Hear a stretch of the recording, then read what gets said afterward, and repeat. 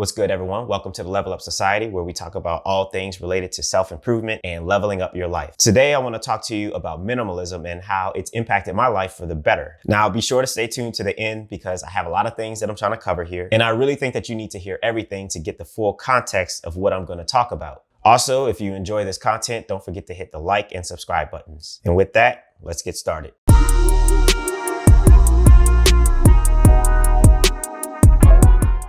All right, guys, so first I want to be clear about what my definition of minimalism is, because minimalism can be so many things to so many different people. For me, it's not about having a life of austerity, but rather living a life that's intentional and minimizing the things that detract from my life goals and allow for more time, money, and space to live the life that I want. Now, my journey into minimalism includes three major events that really shaped my outlook on life. The first was Hurricane Katrina. If you don't know, 2005 is the year that Hurricane Katrina made landfall in the New Orleans area, and it completely wiped out the city. Now, fortunately, my situation was more manageable than other people's situations, but nonetheless, myself and my friends, we all lost pretty much everything that we owned. And in the aftermath, I ended up hitching a ride to Houston, Texas. And when I arrived, I had no money, no place to stay, and no reliable means of transportation. Now, I won't get into the details of how I managed to get by, but for me, at the age of 18, it was a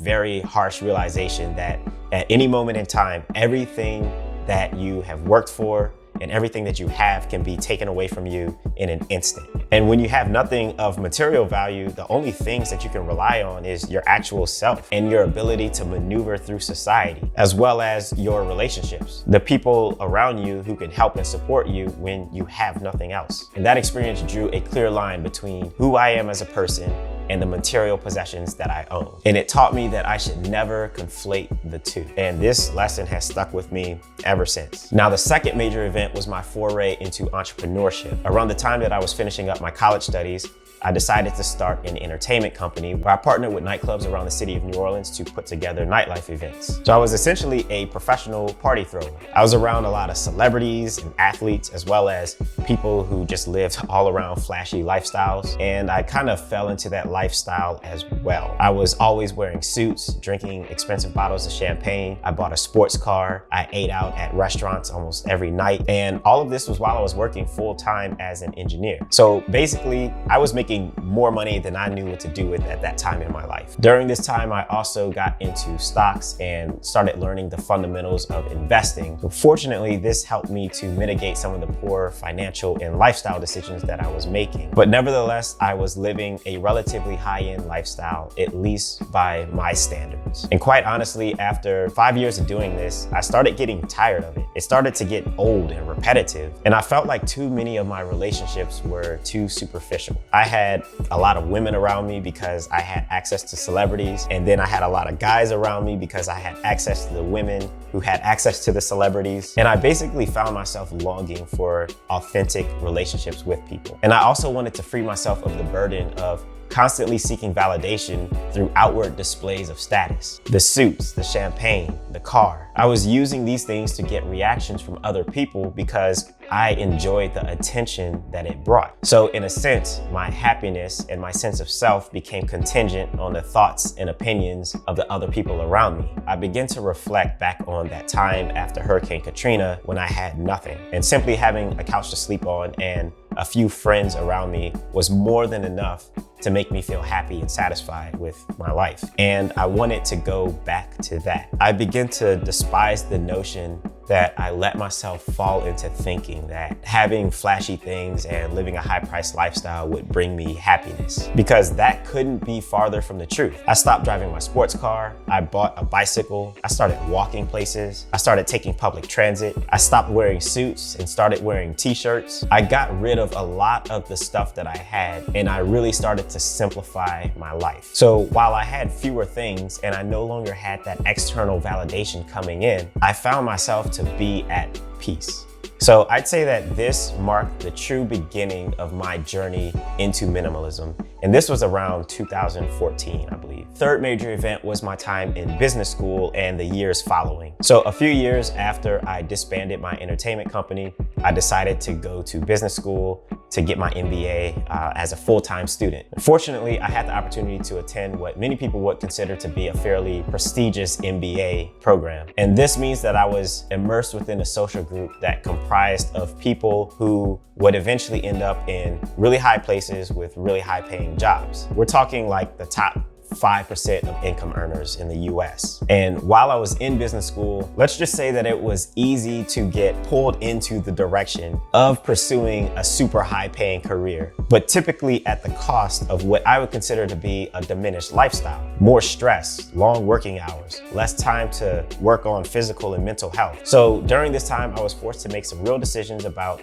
the trajectory of my career, as well as the direction that my life would take. And the principles of minimalism that I grounded myself in played a major role in my decision making. After I graduated and went back into the workforce, I noticed that a lot of people in my social circle who have these high paying jobs were beginning to fall victim to lifestyle creep, which is basically this concept of the more you make, the more you spend. The dinners at Michelin star restaurants became more frequent. The cocktails got fancier. The homes got bigger, and traveling for weekend trips basically became a pastime. And I realized that this is a lifestyle that I cannot keep up with, because in many ways it is antithetical to my philosophy of minimalism and simple living. And remember, I had already gone through a phase in life where I lived that high-end lifestyle, and it really didn't make me happy.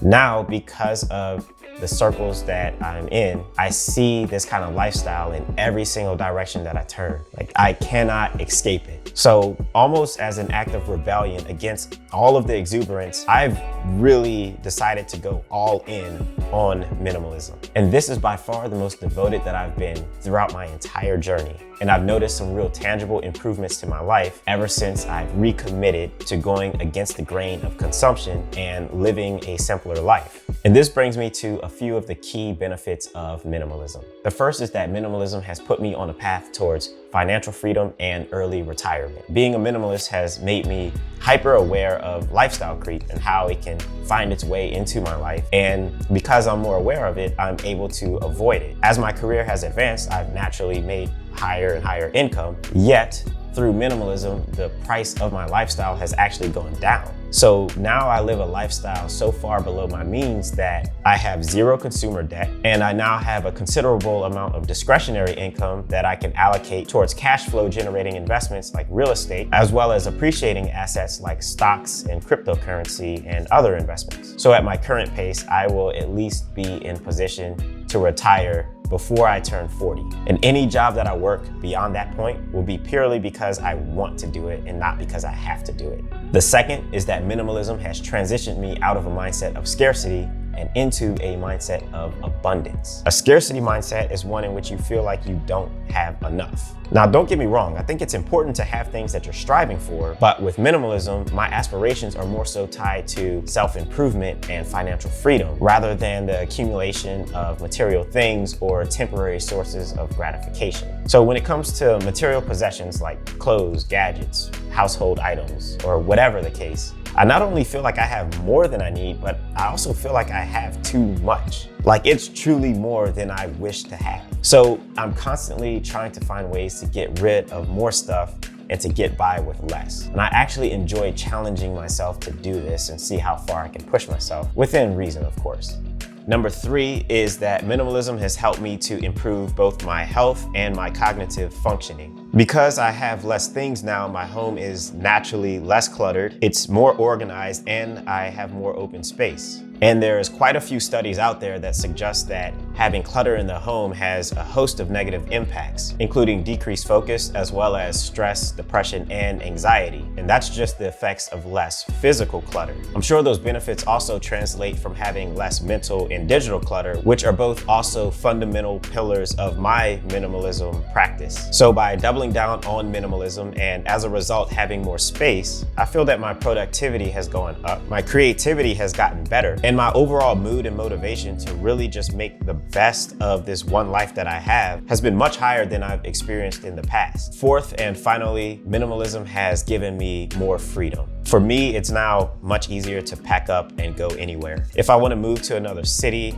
or another country for that matter, I can easily do that because I'm not bogged down by all of the things that I have. They say that the average American home has about 300,000 items. And despite the average home sizes in America tripling over the last 50 years or so, we've accumulated so much stuff that we have to extend beyond our homes and put things into self-storage, which just so happens to be among the fastest growing segments of the real estate industry. I also have more freedom with how I make a living. If I have a really bad boss or I work for a really toxic company, then I can just pick up and leave. And I can be more selective about the types of jobs that I take. Since I don't have the pressure to work a job to support a high maintenance lifestyle, I'm able to pursue job opportunities that may be less lucrative, but afford me way more free time. And this is free time that I instead spend on pursuing entrepreneurial endeavors, building businesses on the side, and simply enjoying life rather than working 60 and 70 hours a week. So in all, minimalism has brought me a lot more than just these 4 benefits. But I think that these are a few of the big ones in life that a lot of people will struggle with.